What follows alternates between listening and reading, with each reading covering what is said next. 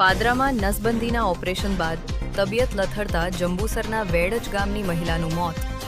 જંબુસર તાલુકાના વેડજ ગામની નવી નગરીમાં રહેતી 32 વર્ષીય મહિલાનું પાદરા ખાતે નસબંધીનું ઓપરેશન કરાવ્યા બાદ સારવાર દરમિયાન મોત નીપજતા ચકચાર મચી જવા પામી છે. સમગ્ર મામલે પાદરા પોલીસે અકસ્માત મોતનો ગુનો નોંધી વધુ તપાસ હાથ ધરી છે.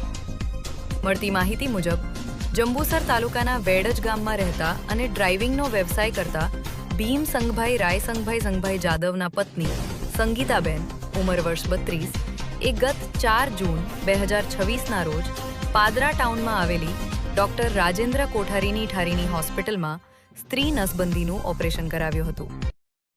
ઓપરેશન બાદ અચાનક સંગીતાબેનનું પેટ ફૂલી જતા અને તેમની તબિયત વધુ બગડતા તેમને તાત્કાલિક વધુ સારવાર માટે વડોદરાની ગોત્રી હોસ્પિટલમાં ખસેડવામાં આવ્યા હતા.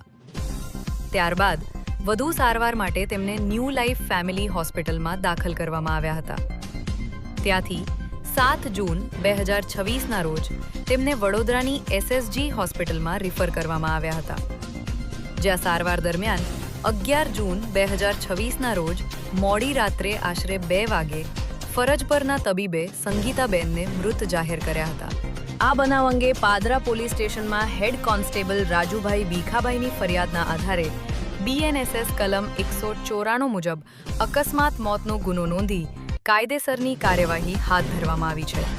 શું છે નામ તમારું? મારું નામ જાદવ ભીમસિંહ રાયસિંહ છે. હું ગામ વેડજનો રહેવાસી છું. મારી વાઈફને 4 તારીખે કોઠારી હોસ્પિટલ પાદરા ખાતે એડમિટ કરેલા હતા. ત્યાં એડમિટ દરમિયાન એમને 1.5 દિવસ રાખવામાં આવ્યા. 1.5 દિવસ રાખવા બાદ એમને પેટમાં ફુલાવો પેદા થયો.